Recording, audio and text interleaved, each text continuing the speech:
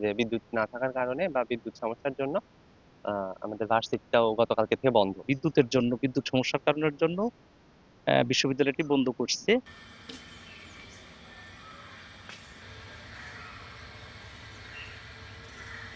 বর্তমানে আজকে আমি এসেছিলাম ক্লাসের জন্যই, কিন্তু দুঃখজনক এটাই যে আমি গতকালকে অনলাইনে না থাকাতে বা আমার একটু ফ্যামিলি প্রবলেমের জন্য আমি আজকে যে গতকালকে থেকে যে ভার্সিটি বন্ধ বিদ্যুৎ সমস্যার জন্য, তো আমি এটা জানতাম না। তো আজকে এসে দেখলাম ভার্সিটি বন্ধ। তো এটা পুরো বাংলাদেশেরই একটি সমস্যা, যেরকম তার সেই রিলেটেড আমাদেরও ভার্সিটিরও এরকমই অবস্থা হয়েছে যে বিদ্যুৎ না থাকার কারণে বা বিদ্যুৎ সমস্যার জন্য আমাদের ভার্সিটিটাও গতকালকে থেকে বন্ধ। আজকে এসে দেখি পুরো ক্যাম্পাসই ফাঁকা, প্লাস আবাসিক এগুলো পুরো ফাঁকা।